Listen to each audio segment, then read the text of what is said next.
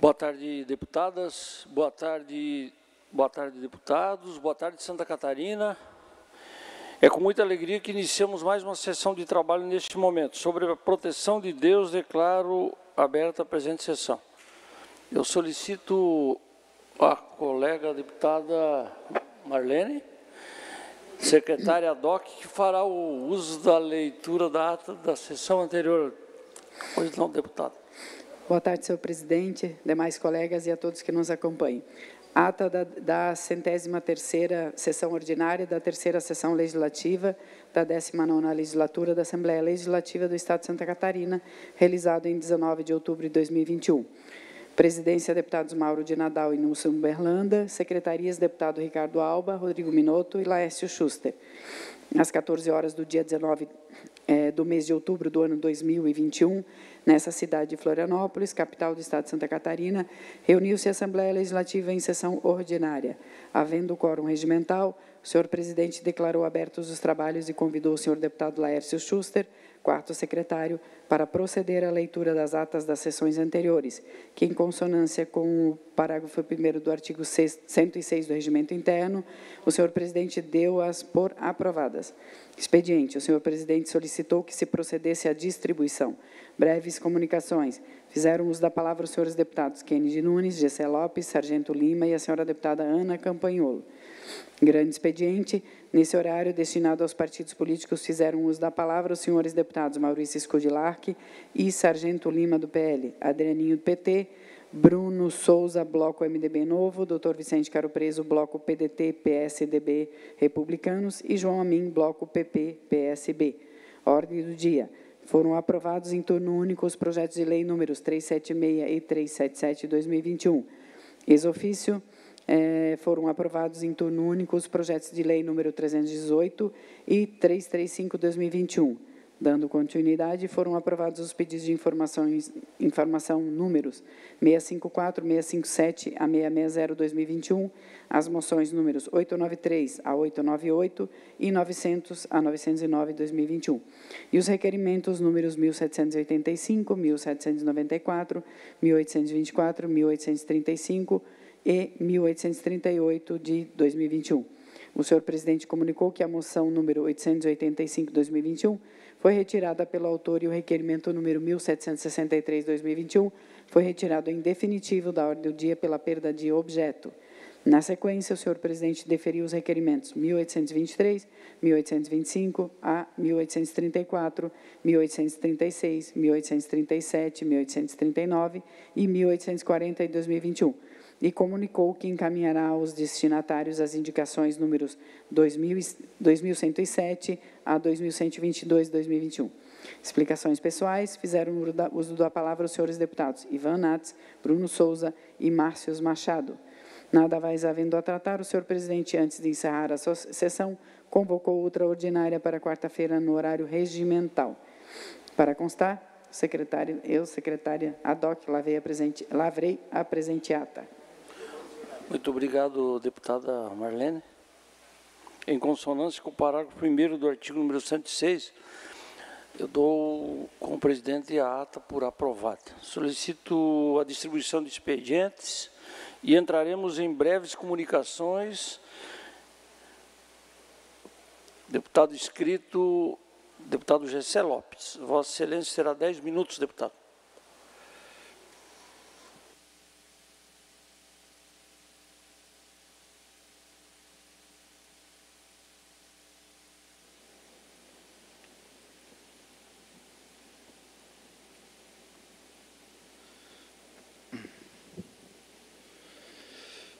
Boa tarde, presidente. Boa tarde, caros colegas.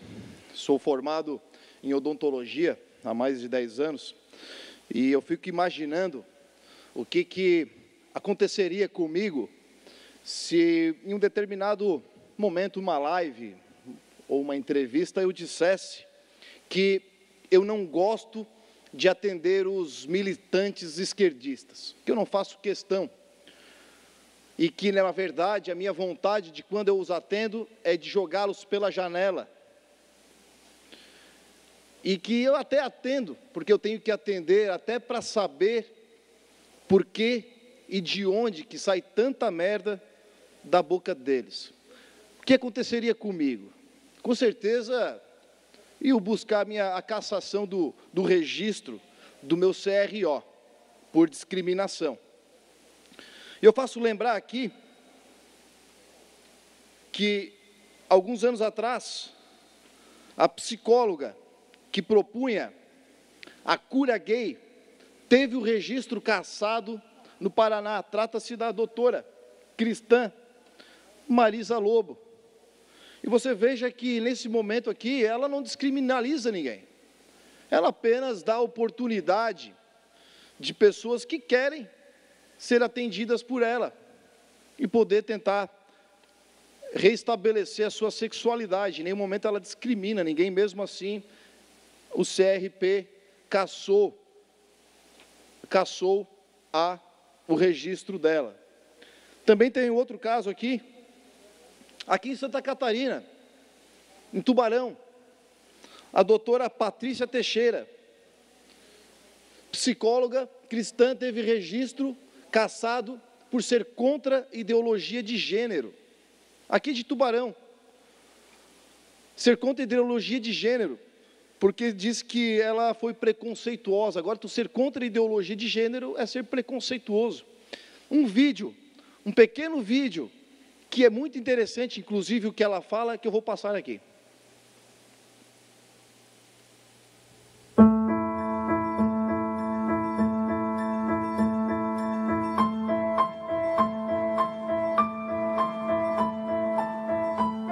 Você já ouviu falar em ideologia de gênero? Sabe do que se trata? Essa ideologia diz que as crianças não nascem menino e menina, mas devem escolher essa opção ao longo das experiências em sociedade. Tal medida desconsidera até mesmo as diferenças anatômicas do corpo masculino e feminino, afirmando que a criança deve ser criada como neutra e escolher ela mesma o seu gênero. Uma das coisas que essa ideologia ignora é que as crianças, até certa fase da vida, precisam de referenciais sólidos para que vivam a plenitude do gênero com o qual foram criadas. Cores, brinquedos, roupas e até mesmo o banheiro que usam informam sobre o seu gênero. A ideologia de gênero, no entanto, contraria estas e outras necessidades e atribui à escola a responsabilidade de pregar essa neutralidade, anulando assim o papel dos pais, os principais responsáveis por transmitir tais referenciais. Sabemos que a orientação sexual de um adulto faz parte do exercício de seu livre-arbítrio. Mas suprimir informações na fase da infância é um grande empecilho para que a escolha seja clara, o que é um confronto à família tradicional, ferindo e muito o real livre-arbítrio. Então, por causa deste vídeo,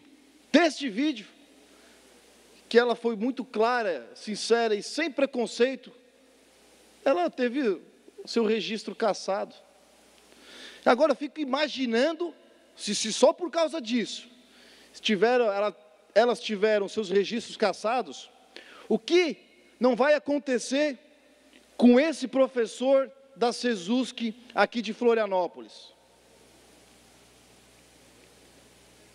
Importante. Vocês vão encontrar, por exemplo, eu digo para vocês, uma coisa que eu tenho horror em clínica, horror mesmo, mas que eu faço todo dia, é atender bolsonarista.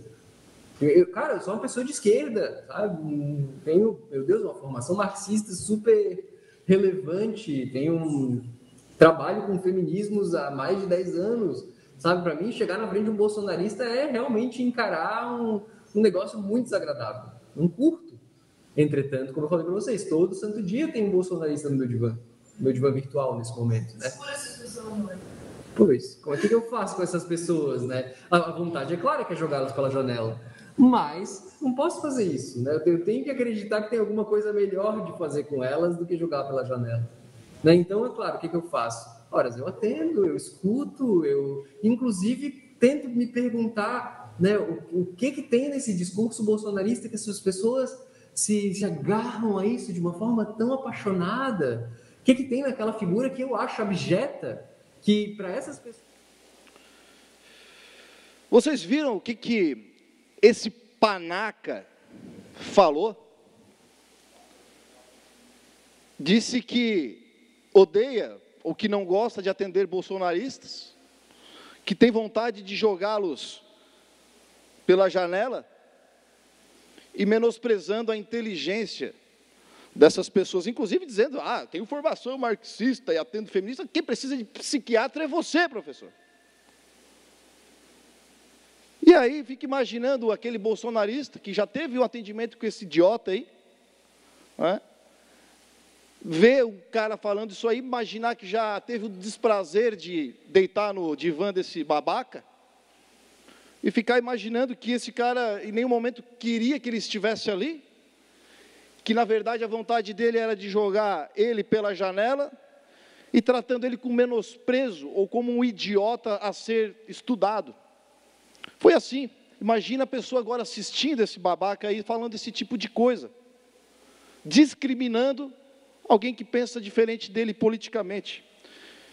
Mas nós já estamos aqui com a denúncia prontinha, nós vamos mandar lá para a CRP, para a CFP, Conselho Regional e Federal da Psicologia, para que esse cara tenha, no mínimo, o mesmo tratamento que tiveram as doutoras Patrícia Teixeira e Marisa Lobo, que em nenhum momento disseminaram ódio ou discriminação por ninguém. Ao contrário desse professorzinho, que se quiser, em algum momento, realizar o sonho de jogar alguém pela janela, pode vir no meu gabinete, ou no gabinete do deputado Lima, que a gente vai dar a oportunidade dele, e nós vamos esmirilhar todos os ossos do seu corpo, professor. E tu pode vir aqui a hora que o senhor quiser, para realizar o seu sonho. Eu espero mesmo que algo, no mínimo, igual o das doutoras que mencionei, seja feita o mesmo com este professor da CESUSC. Nós vamos botar o nosso procedimento lá e espero que seja acatado. Deputado Lima. Parabéns, deputado Gessé Lopes. Parabéns.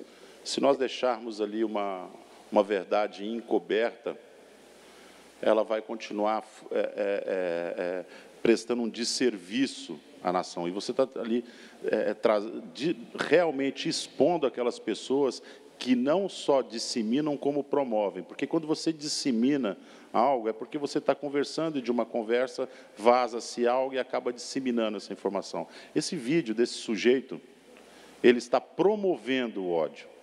Eu quero que o CRP tenha essa sensibilidade de ver que ali ele disse que mataria alguém. Isso é um discurso de ódio. Eles são promotores de um discurso de ódio. Fácil isso falar numa live para o seu público. Difícil mesmo é como o senhor bem disse, deputado Gessé Lopes. Vá dentro do gabinete do deputado Gessé Lopes, vá dentro do gabinete do deputado Sargento Lima, tentar promover o ódio lá dentro. A gente vai dar uma demonstração para ele lá dentro do que a gente faz com pessoas que são capazes, teria a obrigação, através do juramento que ele fez quando se formou, de cuidar da saúde mental das pessoas, e está fazendo justamente o contrário, promovendo o ódio. Tenho pena, tenho piedade daqueles coitados que pagaram pelo serviço dele, e tiveram, sabe Deus, que tipo de orientação dentro do consultório dele. E mais pena ainda dos demais profissionais de psicologia que são sérios e são obrigados a compartilhar com um desgraçado desse que faz um comentário desse, o mesmo nome de profissional que possui. Parabéns, deputado. Obrigado, presidente. Obrigado, deputado Gessé Lopes. Próximo deputado inscrito, deputado Adrianinho. Tem que lhe tirar da conversa aí, não tem outro jeito. Vai ter que usar a tribuna. Vossa Excelência será 10 minutos.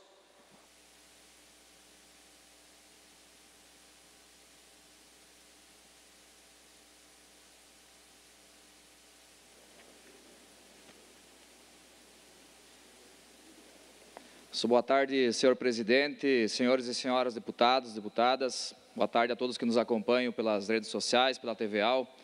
Boa tarde a todos os presentes aqui nesta sessão. Cumprimentar nosso presidente da Federação dos Trabalhadores do Comércio e Serviços de Santa Catarina, FESESC, companheiro Francisco Alano, muito obrigado, seja bem-vindo. Companheira Rosimere, também da direção da nossa federação, seja bem-vinda a esta casa. É importante tê-los conosco aí na construção desta caminhada e nos colocamos à disposição.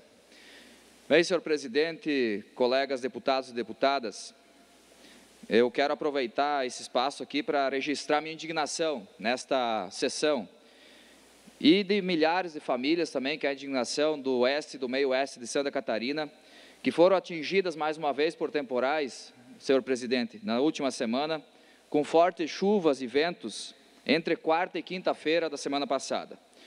Esses temporais, mais uma vez, provocaram danos nas redes elétricas e causaram interrupção da distribuição de energia. Para os senhores e senhoras terem uma ideia, cerca de 32 mil unidades consumidoras ficaram sem luz, somente na região atendida pela Celesc da região de Concórdia, que atende 17 municípios daquela microrregião. E esse problema é recorrente nas diversas microrregiões do estado, especialmente do oeste, inclusive a nossa região, da qual também resido, que é a região de Xanxerê. Até a segunda-feira passada, agora, 5 dias após, cerca de 200 unidades consumidoras ainda estavam sem energia. 5 dias sem energia. Os senhores imaginem o que é isso numa casa. Os técnicos da Celesc não pararam um minuto. Sabemos, no entanto, que a questão não é essa. Até quando as comunidades do interior vão ficar à mercê desse tipo de situação? Sabemos de famílias que perderam tudo.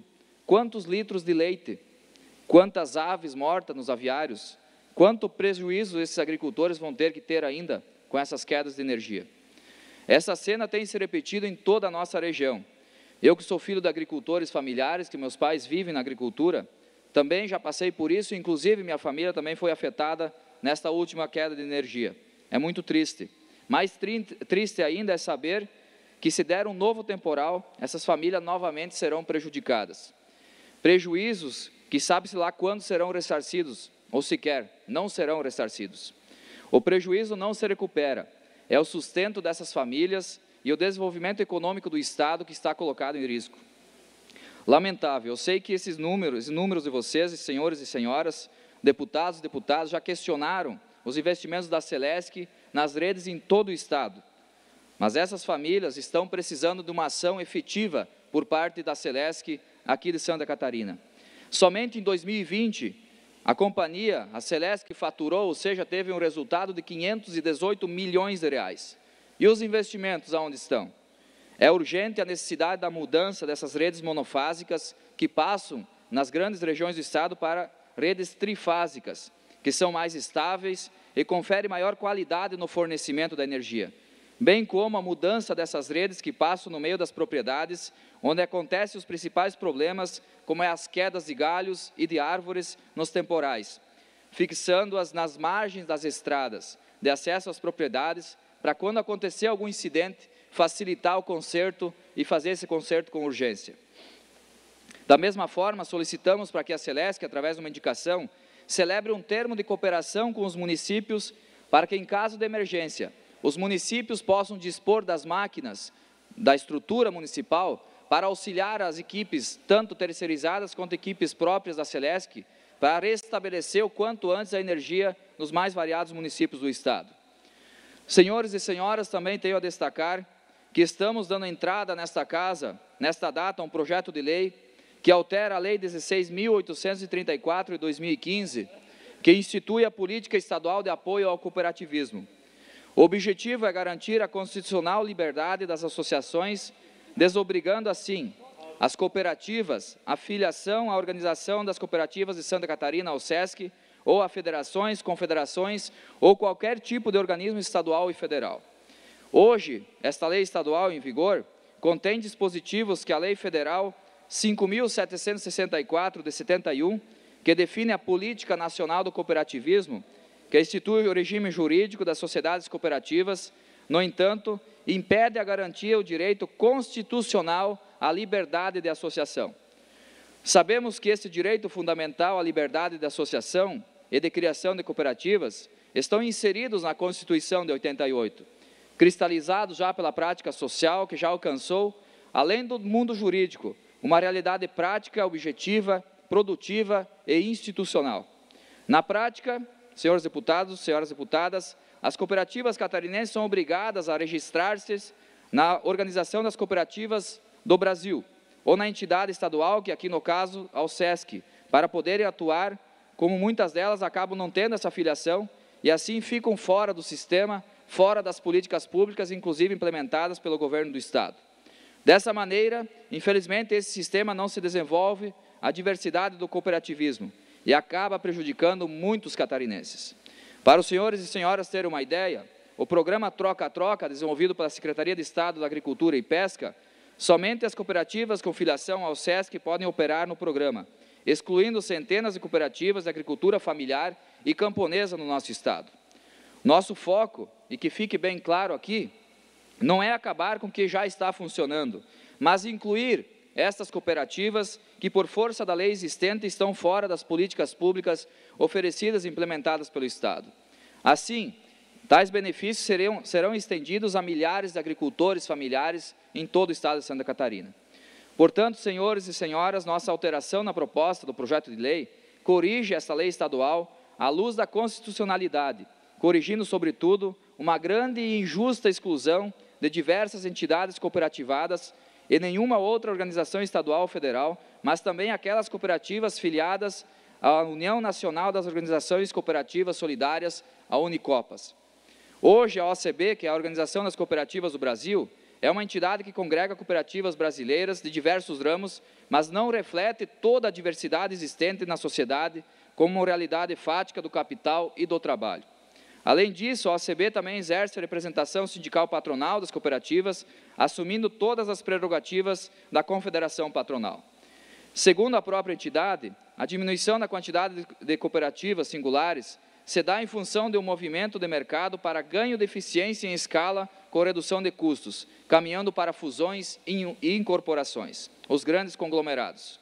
De outro lado, reunidas na Unicopas, estão as maiores centrais do cooperativismo e da economia solidária deste país, a União Nacional das Cooperativas de Agricultura Familiar e Solidária, Unicafes, a Unisol Brasil, a Concrab, que é a Cooperativa Nacional das Cooperativas da Reforma Agrária, e a Unicatadores.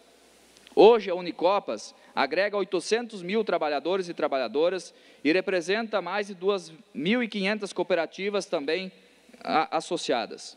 No entanto, destaca-se de forma reiterada que a proposta de alteração, se por um lado acrescenta a Unicopas ao lado da OCB, não exclui a OCB, o que hoje é a exclusividade da mesma, assim faz apenas por critério de justiça, segundo os princípios da razoabilidade e da proporcionalidade, que são os princípios da administração pública, para que ambas passem a indicar os representantes de diferentes ramos do cooperativismo para compor também o Conselho Estadual do Cooperativismo, um órgão colegiado importantíssimo, deliberativo, normativo, que vinculado à Secretaria da Agricultura e Pesca, que tem outras funções também. Reforço aqui, senhor presidente, colegas e deputados e deputadas, enquanto persistir o texto original desta lei, repercutindo as inconsistências e os vícios à lei federal, um número muito expressivo de cooperativas de agricultura familiar continuará fora dos mecanismos de controle e de participação colegiada das políticas públicas estaduais, assim como excluindo de programas de desenvolvimento da própria agricultura. A alteração proposta, portanto, atualizará a legislação estadual, segundo os ditames e princípios do ordenamento jurídico, especialmente de acordo com a previsão constitucional federal e do próprio Código Civil, livrando remanescentes de autoritarismos, advindo de um estado de exceção no qual nós fomos submetidos de 64 a 1985. Por isso, senhores e senhoras deputados, senhor presidente, reitero aqui o pedido de apoio às comissões parlamentares aqui desta casa, que apreciem este projeto de lei que estamos dando entrada, deputado Fabiano da Luz, para que de fato possa ser corrigida esta exclusão das cooperativas que não são filiadas ao SESC para ter o direito de poder operar os programas públicos no estado de Santa Catarina, atingindo assim a grande maioria dos agricultores familiares do nosso estado, os quais sustentam com mais de 70% dos alimentos que estão na nossa mesa todos os dias. Muito obrigado, senhor presidente, e nos colocamos à disposição. Obrigado, deputado Adrianinho. Eu também Da mesma forma que o deputado Adrianinho, quero cumprimentar o presidente da Federação do Sindicato, Francisco Alano. Obrigado pela presença aqui no Parlamento e parabéns pelo trabalho que você faz em Santa Catarina. Próximo deputado inscrito, deputado Fabiano da Luz. Vossa Excelência será 10 minutos, deputado Fabiano. Tinha 3 assuntos, queria lembrar, agora não estou lembrando.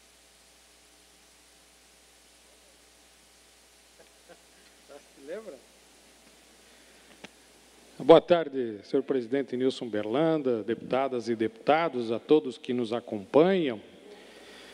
Eu confesso que a gente sempre gosta, do deputado Nazareno Martins, de vir trazer notícias boas, né, para os catarinenses, daquilo que está dando certo.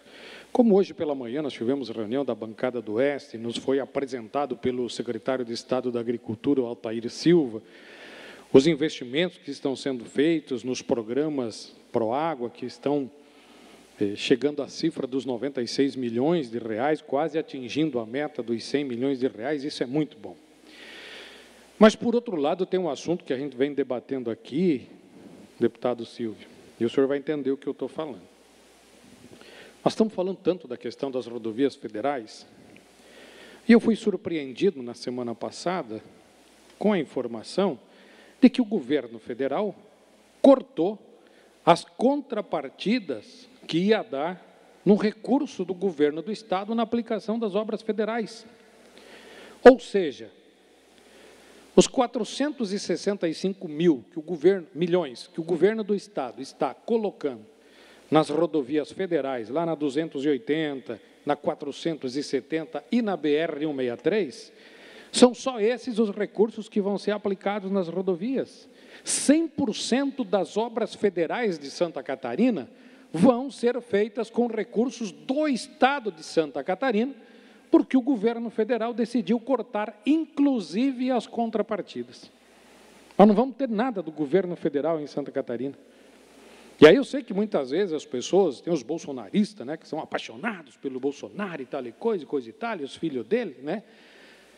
Às vezes eles ficam bravos com a gente pelo fato de a gente trazer essas informações a público, mas não tem como ser diferente. Poxa, as rodovias federais de Santa Catarina estão sendo feitas pelo governo do Estado. E o governo federal sequer coloca contrapartida nessa obra. Cortou o recurso da contrapartida. Então, nós vamos ter que aguentar no osso do peito. Infelizmente. Uma outra informação que eu fiquei sabendo agora, fazendo um roteiro lá para o Chapecó, me veio informação, aí já não é com relação ao governo federal. Outro assunto, deputado Berlando, que é a questão dos vigilantes. Muitas empresas que são contratadas pelas instituições bancárias, pelo sistema prisional, por outras entidades, empresas, eles recebem, em média, em torno de R$6 mil para cada posto lá colocado. Porém, o vigilante que está lá trabalhando, de colete à prova de bala, fazendo a segurança daquele setor, recebe, em média, R$ 1.700 por mês. Então, o cabra que está lá, dando couro para a sorte, arriscando a vida, recebe 1.700. O dono da empresa recebe até quase 7 mil reais por cada posto. E a denúncia que nos foi feita lá por alguns vigilantes é que em alguns lugares, inclusive em sistema prisional, eles não têm um local sequer para fazer a refeição. Eles têm que pegar a marmita e lá sentar embaixo de uma árvore, numa sombra, porque não tem um local adequado. E alguns, inclusive, não têm o direito, o horário ou o espaço para ir no banheiro. Eles têm que cumprir aquelas horas naquele local e eles não conseguem sair sequer para ir no banheiro, porque eles têm que se manter ali. E, inclusive, o pessoal que conversou conosco, se dizendo apavorados, porque quando o pessoal começa a trabalhar e conhecer e ver como é que o sistema está funcionando, eles passam a procurar outro local de trabalho. Eles não querem trabalhar nesse regime em que eles não têm uma hora de folga, não têm um tempo para ir no banheiro e não têm um local para fazer a sua refeição.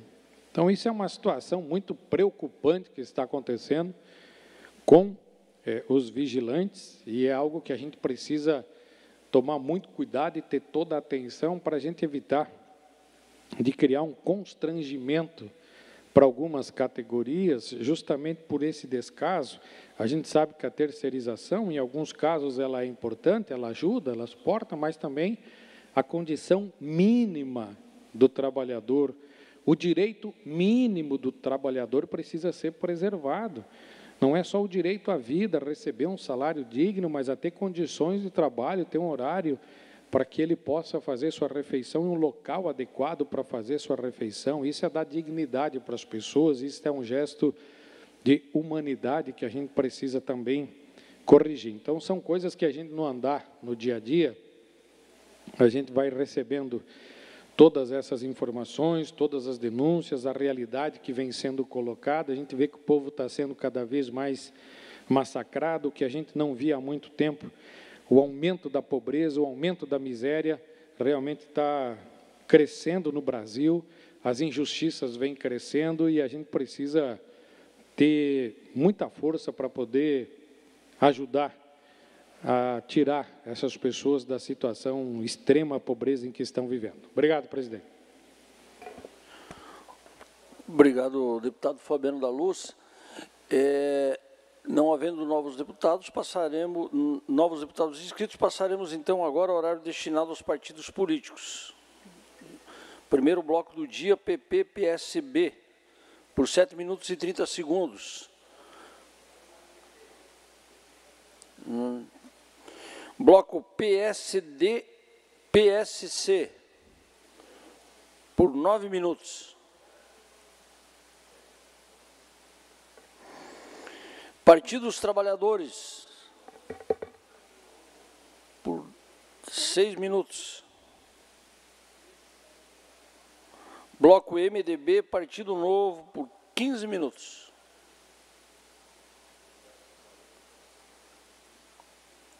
PSL, por 7 minutos e 30 segundos.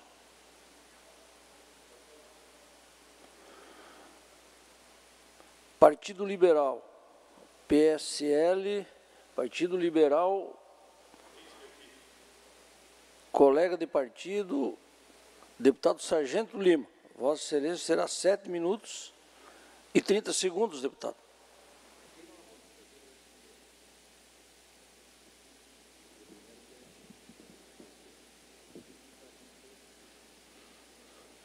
Presidente, muito contente de estar aqui na tarde de hoje e poder falar um pouquinho das atividades que foram, por mim, realizadas nessa última semana. Eu tive a oportunidade, deputados e presidente, aqueles que nos acompanham em casa, principalmente para vocês que nos acompanham nossos trabalhos, e gostaria que continuasse fazendo isso, acompanhando aquilo que a gente faz em troca do salário que nos é pago para trabalhar como deputado.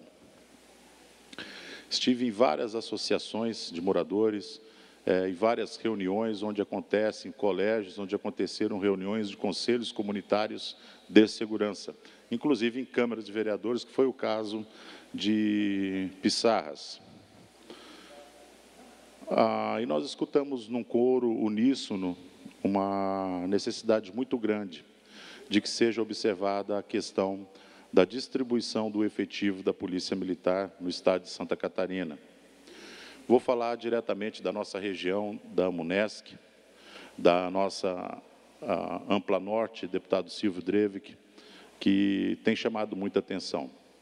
Municípios que começam ali na região de Barra Velha e vai até Rio Negrinho. Vamos ali, né? Você sobe, Barra Velha, você chega até a nossa Araquari, Barra do Sul, Joinville, a praia de Itapoá, Balneário de Itapoá também. Vamos subir ali, Campo Alegre, São Bento, Rio Negrinho, enfim, essas cidades também da Ampla Norte, praticamente um coro único em relacionado à falta de efetivo. Durante a distribuição dos últimos 500 policiais que se formaram no curso de formação de soldados da Polícia Militar do Estado de Santa Catarina, eu apresentei aqui um sentimento muito grande de pesar pela forma que esse efetivo foi distribuído. Para vocês terem uma ideia, eu falei da Ampla Norte e da Munesc, que são duas regiões do nosso estado, porém, as regiões militares elas são divididas de outra forma. Ali, essa região que eu me referi, que é a Ampla Norte, para a visão da Polícia Militar, ali se chama Quinta Região de Polícia Militar, cuja sede do comando fica na cidade de Joinville. Pois bem, vê se existem coincidências no mundo. Nós temos também ali a ANFRI, que fazem menção aos municípios da Foz do Rio Itajaí, é a ANFRI, Foz do Rio Itajaí, Associação dos Municípios da Foz do Rio Itajaí. Ela, no último dia 5, se não me falha a memória, houve uma reunião ali onde 9 prefeitos se reuniram e declararam apoio à reeleição ao governador Carlos Moisés. Coincidentemente, essa região é a 3ª região de Polícia Militar. Então, nós estamos falando de 2 regiões distintas, a 5ª Região Militar e a 3ª Região Militar. Após essa manifestação, a gente ficou claro de como que a influência política ela foi adotada, tá? Ela foi adotada na distribuição desse efetivo. Enquanto a nossa região não foi agraciada com um número suficiente de policiais para deixar, no mínimo, aceitável, a região da ANFRI, que é a 3ª região militar, recebeu quase 80 policiais, 79 policiais. E várias cidades do estado receberam um único policial. Eu não vou falar nem do meio oeste ali, porque daí é a situação de calamidade e de misericórdia. Mas eu vou falar especialmente da 5ª região. Recebi no meu celular hoje várias comunicações com o seguinte enunciado: Itapoá pede socorro. Itapoá pede socorro. Quando eu digo e repito que esse governador não gosta de Joinville, eu quero estender isso à região, onde não tiveram prefeitos que se ajuntaram e se compactuaram em apoiá-lo politicamente. Simplesmente isso. A gente sabe que a gente não adianta tentar esconder a verdade, que uma hora ela aflora, uma hora ela vem à tona. Obviamente que eu gostaria muito de subir aqui nessa tribuna aqui e passar um dia sem dar um corretivo nesse sujeito. Porém, as situações elas me impelem a isso todos os dias. Mais uma vez, estive no Conselho Comunitário de Segurança Pública do Itinga, que é um bairro da nossa cidade de Araquari, comerciantes reunidos, preocupadíssimos, muitíssimos preocupados com a segurança, sendo constantemente vítimas de furto e roubo,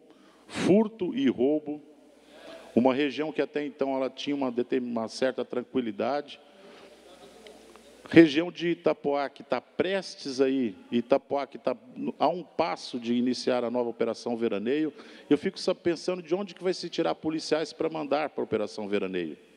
Você não tem nada em Joinville, você pega o nada que tem em Joinville e manda esse muito pouco do nada para distribuir para as praias.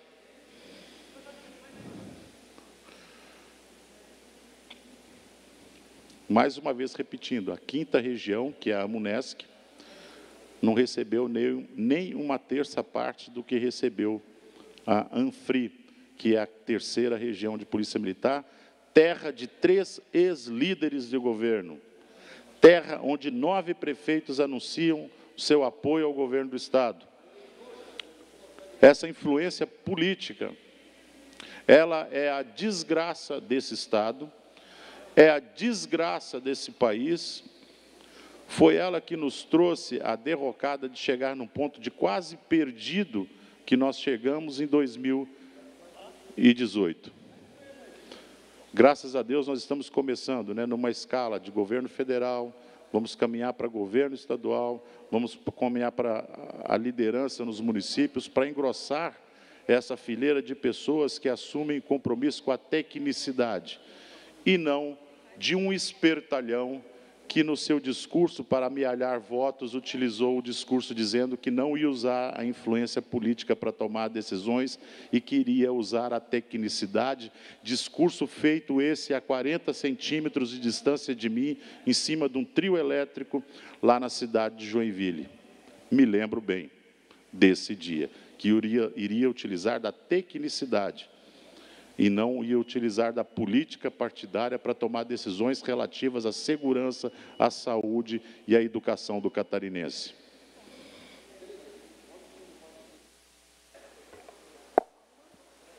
Obrigado, deputado Sargento Lima. Próximo bloco, bloco PDT, PSDB, Republicanos, por 7 minutos e 30 segundos.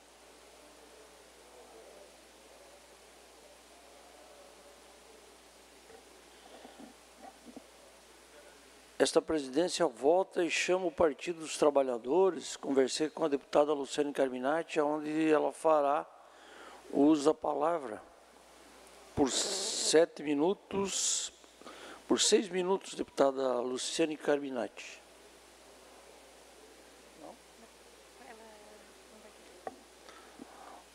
Não, a deputada também abriu mão do seu tempo e esta presidência suspende a sessão até às 16 horas.